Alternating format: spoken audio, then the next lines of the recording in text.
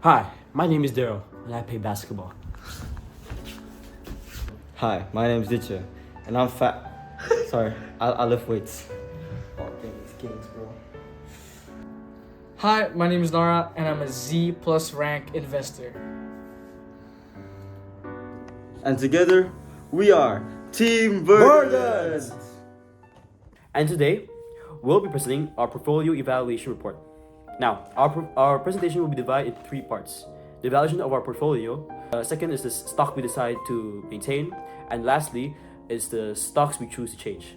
Throughout our presentation, we'll be using macroeconomic, fundamental, and technical analysis to explain our decisions. Over the past 3 weeks, our portfolio consisted of Berpete, Dekefte, Raja, Briz, and Ali. Our total starting portfolio value was 998 million. So Berpete represents 16.1% of our portfolio. Its price rose from 3,220 to 4,280, increasing our investments from 161 million to 240 million, giving a 32.4% profit. This was mainly driven by government support from clean energy along with investor confidence in the Barito Renewable Energy or BREN, a subsidiary that leads Indonesia's geothermal sector. DKFT made up 14.1% of our portfolio. Its stock rose from 705 to 760, giving a 7.8% profit. This increase reflects the steady demand for nickel, driven by Indonesia's EV and battery expansions. And also, it represents the downstreaming policy that bans raw mineral exports. Raja, our largest holding, at 32% profit, rose sharply from 2,890 to 5,675, giving a 96.37% profit, the biggest in our portfolio. The jump came from the government's strong gas infrastructure expansion program, which positioned Raja as a key energy distributor in Indonesia's transition to cleaner fuels. Briz represents 30.1% of our portfolio. It rose slightly from 2,610 to 2,630, a 0.77% gain. While BI's lower interest rates and liquidity supports are positive, Islamic banks tend to respond slower to policy changes, limiting Briz short-term movement. And finally, we have Ali, made up about 23.4% of our portfolio, increasing slightly from 7,775 to 7,800 rupiah, resulting in a 0.32% profit. This minimal growth reflects steady CPO prices and flat global demands amid sustainability concerns. So overall, our portfolio has a strong performance, which are led by energy and industrial sectors like Raja and Berpete, while finance and agriculture shows a slower momentum, like Briz. Since we talk about the evaluation of our stocks or the current portfolio, let's talk about the stocks we're going to maintain for our new portfolio. Welcome. Let's explain how and why we maintain DKFT as one of our chosen stocks for the future. So, first of all, DKFT is a nickel producer, and macroeconomically, DKFT benefits from Indonesia's nickel exports ban and investment push in local smelters and EV supply chains, as we all know that EVs becoming the trend in the Indonesian car markets. Even as global nickel prices soften due to oversupply, the global EV demand, projected to triple by 2030, keeps DKFT's long-term prospects strong. Now let's go to the fundamentals. So DKFT maintains outstanding margins and efficiency. We can see that the gross margin stands at 47.9, the operating margin stands at 13.9%, and net margin stands at 45%, showing high pricing power and cost efficiency, which is perfect for a fundamental analysis. Furthermore, this is some more figures just to strengthen our fundamental analysis. The ROE stands at a whopping 21.9%, ROE stands at 17.4%, PME stands at 7.1 times, and DNE stands at 1.41 times. This proves profitability and a fair valuation. Dividend yield is steady at 40.07%, reflecting disciplined capital management. They know how to take care of their money. Technically, DKFT trades around 745 rupiah, with MA50 above MA200, forming a golden cross that supports its long-term bullish bias. This golden cross is very important, and the RSI is 48.1, which indicates neutral momentum, suggesting a healthy consolidation before the next upward move. DKFT's mix of high profitability, macro alignment, and stable technicals make it a strong and resilient industrial stock to hold. Raja Tbk is something that is a company that specializes in oils. So macroeconomically, Raja benefits from Indonesia's infrastructure and energy policies that prioritize gas networks as a bridge fueling an energy transition. I know that energy is leading towards electricity now, but Indonesia still emphasizes gas as one of their main natural resources, and this is a sign that it's been prioritized. As the government targets net zero by 2060, national gas expansion programs directly boost Raja's roles in distribution and utilities. So now let's get into the fundamental analysis again. So Raja is financially sound. Revenue is plus 1.46% year-on-year gap, gross margins at 30.7%, and net margins at 7.5%, showing efficiency and consistency. And now let's get into the ROE and ROAs again. So the ROE is 12.1%, ROA is 5.4%. The current ratio is 2 times, and DE is 0.54 times. This signals low risk and steady returns. The dividend yield is 1.35%, showing consistent shareholder value. They treat their shareholders fairly. So now let's get into the technical analysis. Technically, Raja trades around 4,440 rupiah with MA50 above MA200, signaling another golden cross. I love golden crosses. And it maintains a strong long-term uptrend. The RSI is neutral at 54.8. It reflects price stabilization after a big rally. Raja's strong fundamentals and policy tailwinds and technical setup make it a dependable infrastructure stock for stability and steady returns. Wait, what about Verdant? Better? Wait, this is not my research. Wait. Wait. I got you, bro. But let's go somewhere else. Macroeconomically, Verdant benefits from Indonesia's net zero 2060 agenda and its renewable target of 23% by 2025.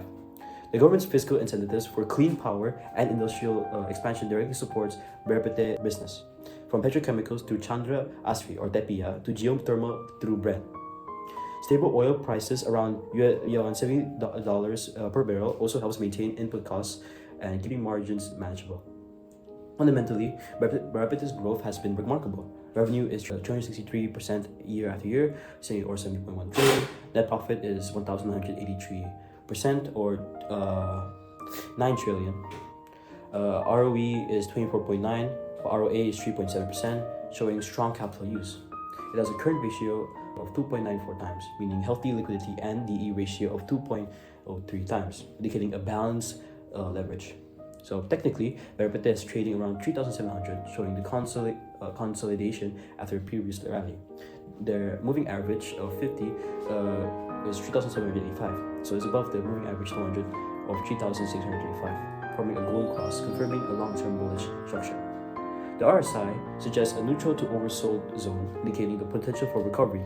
Overall, Verdant combines strong government policy alignment, explosive financial performance, and a bullish technical outlook, making it one of our strongest long-term holds. So the stocks right now in our portfolio is good though, but the long term, what's gonna happen? What's gonna happen to Briss and Ali? What are we gonna do? Calm down, Daryl. I might have an answer for that. More long-term, more sustainable stocks that we can choose to replace those two. Don't get me wrong, Briss and Ali are great stocks. However, we need to see why we're changing those two stocks in the first place. Let's talk about Briss first. Microeconomically, Briss is supported by 55.5 trillion rupiah fund injection by the Antara and lower interest rates from Bank Indonesia, which boosts liquidity and loan capacity.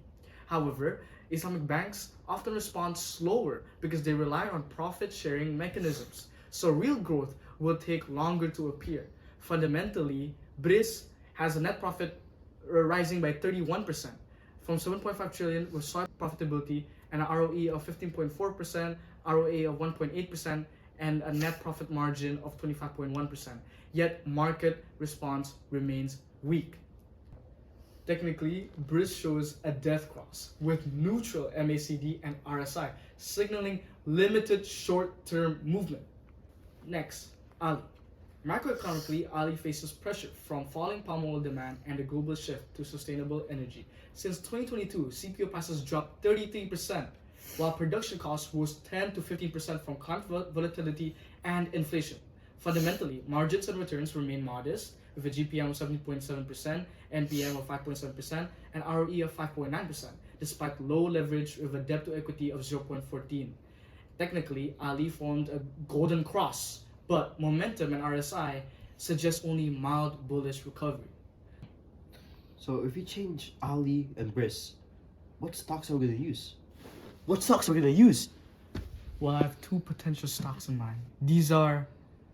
Wait, what's the Wi-Fi password again? Say that again? Wi-Fi. So, why did we choose Wi-Fi? Macroeconomically, Wi-Fi benefits from Indonesia's push for nationwide digital connectivity and the 5G rollout, and it won the 1.4 gigahertz spectrum license, now covering over 60% of Indonesia's population. Its partnerships with Qualcomm and Huawei enhance its 5G FWA technology, and with the government favoring domestic over foreign providers like Starlink, Wi-Fi is well positioned for expansion. Fundamentally, Wi-Fi's growth has been exceptional. Net profit surged 673% from 59 billion to 465 billion rupiah, driven by rising broadband penetration. It maintains gross margin of 77.4%, net margin of 51.6%, ROE 16.8%, and current ratio of 1.9, showing efficiency and liquidity. Although it has a high PE of 46 times, this reflects investor confidence in long-term growth. Technically, Wi-Fi trades around 3,200, showing a golden cross with MACD above 0 and RSI around 52, suggesting a healthy, bullish continuation. Stable volume indicates accumulation and long-term buying strength. Now, let's talk about Antam, our second choice. Macroeconomically, Antam benefits from two strong tailwinds: global gold demand, with central banks purchasing over 1,000 tons in 2024, and Indonesia's nickel downstreaming policy tied to the EV battery industry.